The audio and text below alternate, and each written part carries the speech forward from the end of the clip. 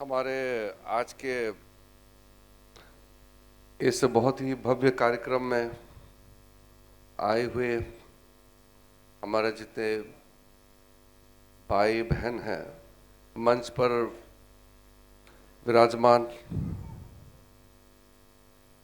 करमवीर दादा साहेब गायकवाड़ जी का ग्रैंडसन श्री राजेंद्र गायकवाड़ जी, आधार महिला संस्था अध्यक्ष Yojana Thokle ji, Ghe Bharari federation president Sneha Bhalerao ji, Jai Bhim army के अध्यक्ष Shri Nitin More ji, Buddhist youth organisation के अध्यक्ष advocate Vijay Gawale ji, human rights activist advocate Valmiki Nikhalje ji, Phule Sahu Ambedkar activist Shri Akash Ambhore ji, profound Ambedkarite youth leader Shri Nagsen Punke ji, और कार्यक्रम से जुड़े हुए आप लोग मुंबई में यहाँ एकत्रित होने पर मुझे भी आपके बीच में आने का मौका मिला।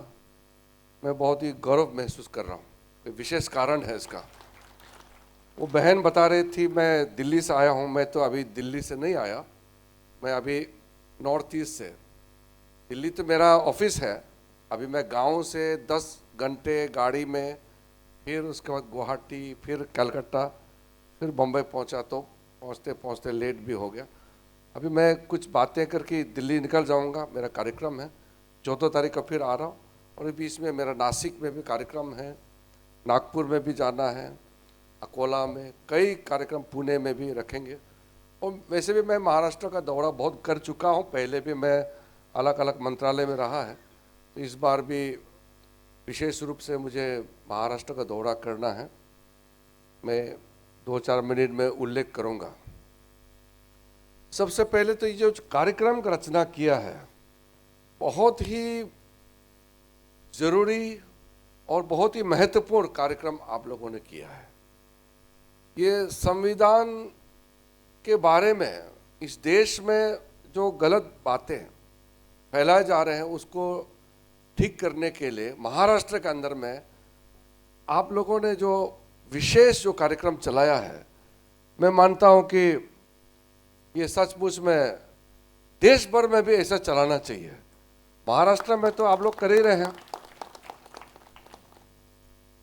अब मैं एक रिजर्व कैटेगरी का एक नागरिक हूं। हम लोग इस देश में जितना SC ST के लोग हैं, हम लोगों को विशेष रूप से एक दायित्व खुद अपने मन में लेना चाहिए। SC ST और जितना बैकवर्ड कम्युनिटीज के लोग हैं, और एक तरीके से हम लोगों का साथ एक मजाक उड़ाया जा रहा है। बाबा साहब अंबेडकर जी का जो सोच है, और हम बुद्ध भगवान का आशीर्वाद से काम करते हैं। सुबह बुद्ध भगवान का आशीर्वाद से, और रात बुद्ध भगवान के आशीर्वाद के बाद हम सोते हैं। और दिन में काम करते समय बाबा साहेब डॉक्टर भीमराव अंबेडकर जी का विचार को दिल में रख करके हम लोग चलते हैं। लेकिन जो लोग बाबा साहब को मानते ही नहीं है, जिन्होंने बाबा साहब को ह्यूमिलेशन किया, इंसल्ट किया, उनको कोई रिकॉग्निशन नहीं दिया, ये लोग बाबा साहब का नाम ले करके प्रचार प्रसार कर रहा है। और जो लोग बाबा साहब को मान रहे हैं, उसको बाबा साहब का विरोधी दिखा करके, संविधान विरोधी दिखा करके जो काम हो रहे हैं, मैं मानता हूं खास करके महाराष्ट्र के अंदर में ये डॉक्टर बाबा साहब का कर्म भूमि है, उसका गृह राज्य है। तो इसका सबसे पहला महाराष्ट्र से ही अभियान शुरू होना चाहिए। और इसलिए आप लोगों ने संविधान जागरण यात्रा जो किया है, उसके लिए विशेष अभिनंदन करना चाहता हूं। आज हम लोग यहां जितने लोग बैठे हैं, और आप लोग महाराष्ट्र के अंदर में जितने जिले हैं, सबको छूते हुए आप लोगों ने कार्यक्रम करके मुंबई पहुंचा है। मैं मानता हूं कि मेरा भी एक विशेष जिम्मेदारी है। आजकल सोशल मीडिया का जमाने में क्या गलत क्या सही पूरा डाइल्यूट कर देते हैं। सही बात पहुंचता नहीं है और जो झूठ बोलते हैं, गलत बात बोलते हैं, वो बिल्कुल सच जैसे बोल के घूमता है। अभी आप देखिए, इस बार जो नया पार्लियामेंट बना है, 18वीं लोकसभा, कांग्रेस पार्टी और कुछ पार्टियां हैं, छोटे छोटे संविधान किताब पकड़ करके जय संविधान का नारा लगाने का ढोंग किया है।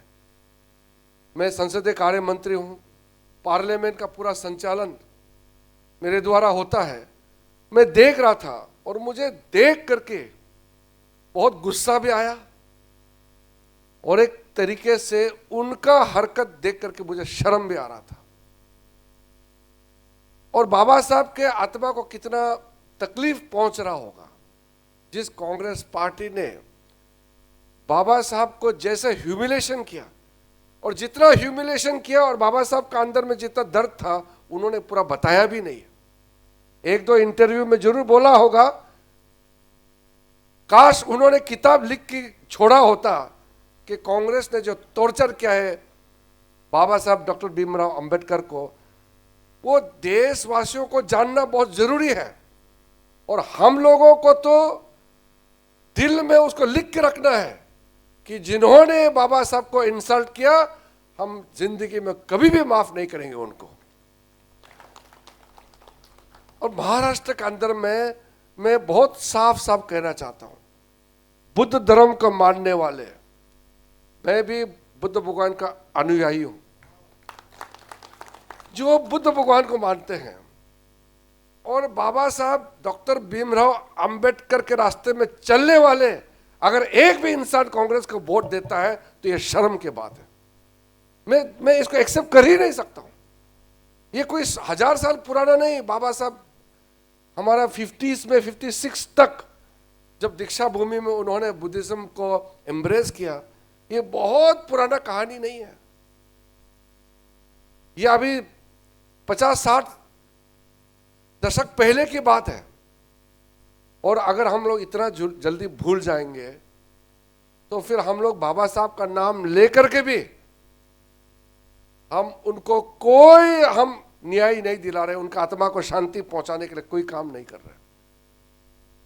इस बार मैंने देखा है कि कांग्रेस पार्टी संविधान बदल जाएंगे कहने पर हमारे शेड्यूल कास्ट, शेड्यूल ट्राइब के लोग और जो हमारा बुद्ध के जो रास्ते पे चलने वाले लोग, लाखों लोग कांग्रेस का प्रोपेगेंडा में सम्मिलित हो गया।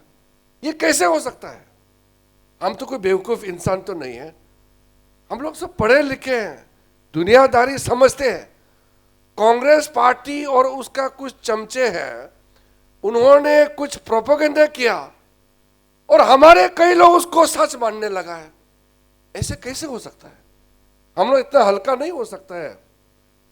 अगर ऐसा होगा तो फिर हम नकली हो जाएंगे। हमारे भी एक जमाने में कांग्रेस पार्टी का दबदबाव था, जहां से मैं 7 बार चुनाव लड़ा हूं लोकसभा में। 7 चुनाव, उससे पहले कांग्रेस पार्टी ने इतना झूठ, इतना गुमराह किया। बाद में जब हम लोग यूनिवर्सिटी से वापस आए, हम लोग ने कांग्रेस को एक्सपोज किया कि शेड्यूल कास्ट, शेड्यूल ट्राइब, हम लोगों को कांग्रेस ने कितना इंसल्ट किया। अगर बाबा साहब नहीं होते तो रिजर्वेशन भी नहीं होते। तो नेहरू ने तो खुद कहा, मैंने उस दिन पार्लियामेंट में खड़ा होकर के बताया, पंडित नेहरू ने उस समय कहा कि वो रिजर्वेशन का खिलाफ है। वो उसका डॉक्यूमेंटेड है जो पंडित नेहरू ने कहा है, ये कोई बना के नहीं बोल रहे हैं। और नेहरू ने कहा वो रिजर्वेशन का खिलाफ है, और बाबा साहब ने सबको मना करके, क्यों जरूरी है इस देश में एससी एसटी का रिजर्वेशन होना, और बाबा साहब के चलते रिजर्वेशन संविधान में सम्मिलित करके आज तक हम लोग का संविधान के वजह से मैं भी शेड्यूल ट्राइब रिजर्व सीट से एमपी बन के आया है। अगर बाबा साहब नहीं होते तो हम लोगों को इस देश में कोई जगह नहीं होते। और वही सिर्फ नहीं, बाबा साहब ने जब लॉ मिनिस्टर रिजाइन किया, कितना दर्द था। और बाबा साहब ने जो चिट्ठी लिखा पंडित नेहरू को, क्यों इस देश का लॉ मिनिस्टर पद से वो इस्तीफा दे रहे हैं, मैंने वो पत्र को पढ़ा। और जब मैं लॉ मिनिस्टर बना, इतने साल बाद, बाबा साहब के बाद, एक बुद्ध को मानने वाला एक बुद्धिस्ट को हमारे प्रधानमंत्री मोदी जी ने इतने सालों बाद इस देश का कानून मंत्री बनाया। और जो मैंने जब कानून मंत्री बना तो मैंने पढ़ा है कि बाबा साहब के मन में क्या दर्द था कि उन्होंने कानून मंत्री का पद से इस्तीफा दिया। तब मैंने बहुत गहराई से स्टडी करके देखा है कि जवाहरलाल नेहरू ने इतना इंसल्ट किया पंडित नेहरू का, जो हर एक स्टेप में बाबा साहब को कोने कोने में बिठाते थे, साइड में दूर दूर बिठाते थे, कोई कमेटी में मेंबर नहीं बनाते थे, किसी कैबिनेट कमेटी के चेयरमैन छोड़ दीजिए मेंबर नहीं बनाते थे, किसी भी विदेश में प्रतिनिधिमंडल जाते थे, डेलीगेशन जाते थे, बाबा साहब को नहीं भेजते थे। कोई भी इंपॉर्टेंट भारत सरकार का काम होगा, बाबा साहब अंबेडकर को कंसल्ट नहीं करते थे। इतना इंसल्ट झेलते झेलते बाद में बर्दाश्त नहीं हुआ और बाबा साहब अंबेडकर ने नेहरू का कैबिनेट से लॉ मिनिस्टर पद से इस्तीफा दिया है। उसके बाद लगातार एक के बाद एक कांग्रेस पार्टी ने जो इंसल्ट किया, और जब राजीव गांधी के पास 400 से ज्यादा सीट था तो उन्होंने क्लियरली कहा कि बाबा साहब का लेगेसी को नहीं मानते हैं और वो रिजर्वेशन का खिलाफ है।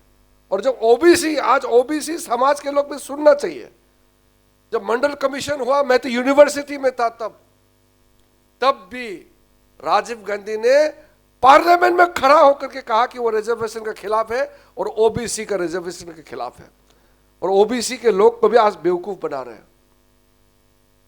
तो मैं समझता हूं कि आज एक जागरूक समाज, और खास करके महाराष्ट्र के अंदर में जो हमारे न्यो बुद्धिस्ट है, नव बौद्ध है, बुद्ध भगवान का अनुयायी जितना भी है, हम लोग तो पूरा संगठित होकर के बैठना चाहिए और इस झूठे प्रचार को एक्सपोज करने में एकजुट होकर के काम करना चाहिए। मैं अभी नागपुर में भी जाने वाला हूं और दीक्षा भूमि में गए थे। शुरू में जब गृह राज्य मंत्री था, जब पहला टर्म में, और सेकंड टर्म में मैं स्पोर्ट्स मिनिस्टर होकर के भी गया, लॉ मिनिस्टर होकर के भी मैं गया है, औरंगाबाद में, पुणे में, अभी मैं नासिक जाने वाला हूं 12 अक्टूबर को। तो कई कार्यक्रम मैंने महाराष्ट्र के अंदर में आगे करने वाले हैं।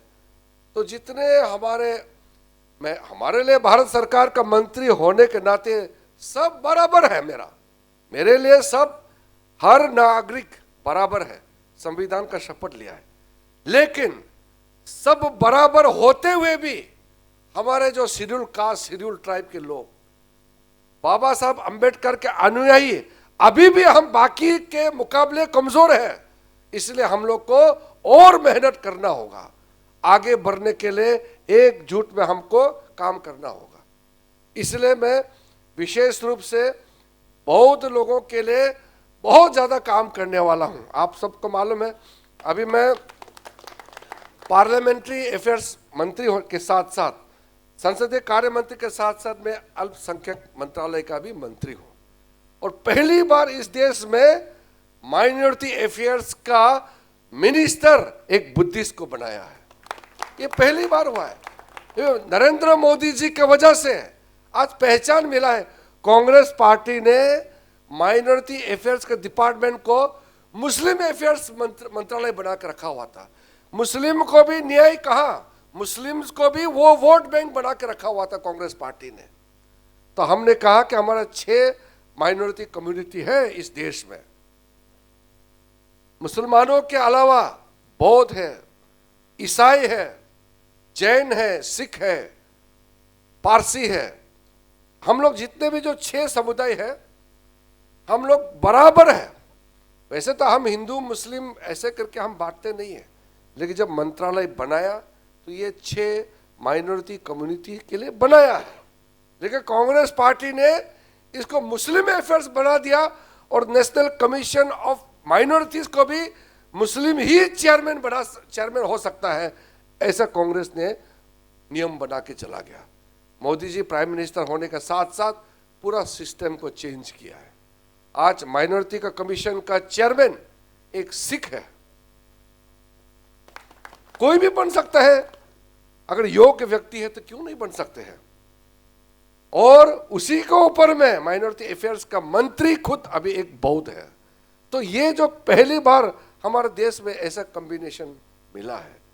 इसलिए बाकी मैं कार्यक्रम के बारे में इसलिए नहीं बोल रहा हूं कि आप लोग जितने यहाँ बैठे हैं वो बहुत ज्ञानी हैं, बहुत स्टडी कर चुके हैं। आप लोग यहाँ जितना बैठे हैं हमसे भी ज़्यादा शायद आप लोगों ने किताब पढ़ा होगा, आप लोगों ने बहुत कुछ जिंदगी में देखा होगा।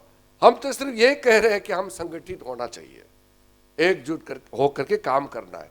और मेरे पास संवैधानिक जिम्मेदारी है, भारत सरकार में सीनियर मिनिस्टर होने के नाते मेरा विशेष जिम्मेदारी है।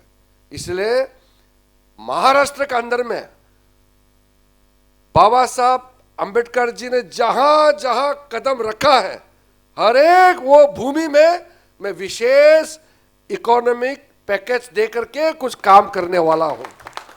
मैं अभी जगह जगह जाकर के घोषणा करने वाला हूं। हमने पूरा उसका फाइनेंशियल प्लानिंग बना कर रखा है। और जितना बुद्धिस्ट सेंटर है महाराष्ट्र के अंदर में, हर एक बुद्धिस्ट सेंटर और जो सोसाइटी है, कुछ लोग तो यहाँ बैठे हैं, उनके लिए हम classroom, hostel, skill training centre, महिलाओं के लिए विशेष ट्रेनिंग सेंटर और साथ साथ में खेल धूल के लिए स्पोर्ट्स फैसिलिटी सेंटर में पूरे महाराष्ट्र में जहां जहां बौद्ध सेंटर है, सबको नरेंद्र मोदी जी का आशीर्वाद से मेरा मंत्रालय से आपको मदद मिलने जा रहा है। पूरा हम लोग भविष्य बदलने वाला है। हम लोग यहाँ सिर्फ पद में बैठ करके, कुर्सी में बैठ करके सिर्फ मजा लेने के लिए नहीं आया है। हम सिर्फ सेवा, लोगों को सेवा देने के लिए, सेवा करने के लिए, देश सेवा के लिए हम आए हैं।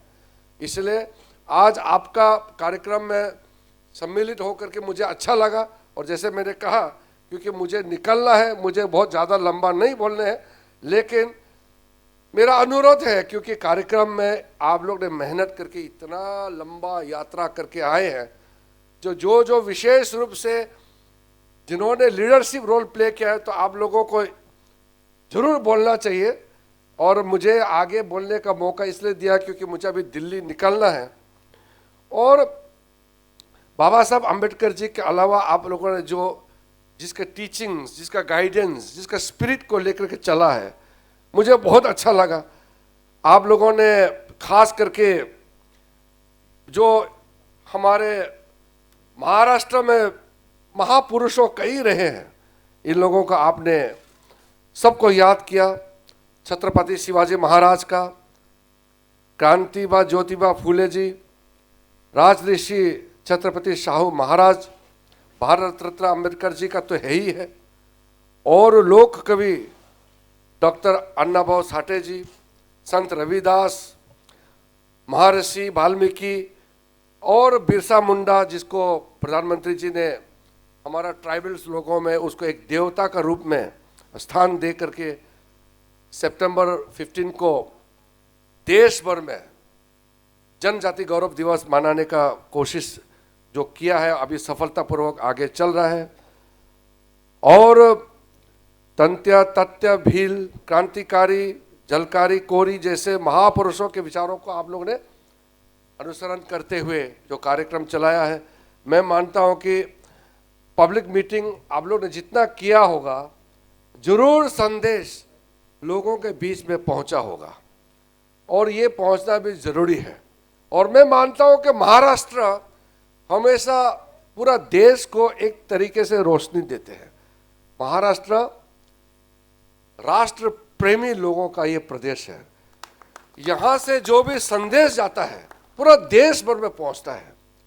इसलिए ये जो संविधान जागर यात्रा आपने किया है और इस समिति ने जो काम किया, मैं मानता हूं ये शुरुआत महाराष्ट्र में जरूर हुआ है, लेकिन संविधान का माखौल उड़ाने वाले कांग्रेस और उनका साथियों का बेनकाब करने के लिए यह अभियान पूरा देश पर में फैलेगा, ये मैं मानता हूं और ये फैलना चाहिए।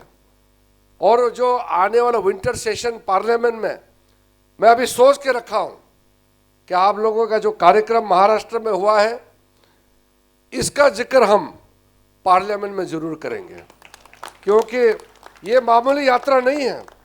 और जितना आप आज किताब विमोचन किया है और आप लोगों ने इतना प्यार से मुझे सम्मानित भी किया और फिर बाबा साहब का अलग अलग प्रतिचिन्ह बना करके आप लोगों ने भेंट दिया है, ये कितना दिल से आप लोगों ने मेहनत करके ये सब बनाया है। तो इसका जिक्र जो है, इसका चर्चा भारत का लोकसभा और राज्यसभा में जरूर होना चाहिए। मैं ये बात को बताऊंगा और बाकी लोगों को कहूंगा कि ये संविधान जागर यात्रा जो चला है, ये बाकी लोगों को भी सीखना चाहिए। मैं फिर से अनुरोध करता हूं कि आपका आज का कार्यक्रम सफलता होने के बाद भी आगे ये स्पिरिट को आगे लेके जाना है। और मैं धार्मिक कार्यक्रम में भी आने वाला हूं, सामाजिक कार्यक्रम, और हमारा जो हम तो पॉलिटिशियन है तो फिर राजनीतिक कार्यक्रम में तो मुझे आना ही है। तो हर कार्यक्रम के हर मोर्चे पर हम लोग अपना काम तो करेंगे ही, साथ साथ में लोगों को भी साथ में जोड़ना बहुत ज़रूरी है। मैं फिर से जितने आयोजक यहाँ आज बैठे हैं, आप लोगों को बहुत बहुत धन्यवाद देता हूँ, अभिनंदन करता हूँ कार्यक्रम के लिए। और इतने देर रात, वैसे तो देर रात नहीं है मुंबई में, ये तो 9 बजा है। हमारा गांव में तो 6 बजे खाना खा के सो जाता है, क्योंकि वहाँ जो सूरज सनसेट जो है वो लगभग, आजकल गर्म दिन है तो 5:30 बजे सनसेट होता है, ठंडा दिन में 4:30 हो जाता है। यहाँ तो देर रात तक आप लोग का लाइफ चलता है मुंबई में, और ये पश्चिमी तट पर है तो बहुत लेट तो नहीं है आपके लिए, 9 बजे हैं, फिर भी काफ़ी देर तक आप लोग बैठा है। आप लोगों को भी बहुत बहुत धन्यवाद। और ऐसे ही मिल करके आप लोग मीटिंग में आएंगे, काम करेंगे, तभी जा कर के हमारा सोच विचार आगे बढ़ेंगे।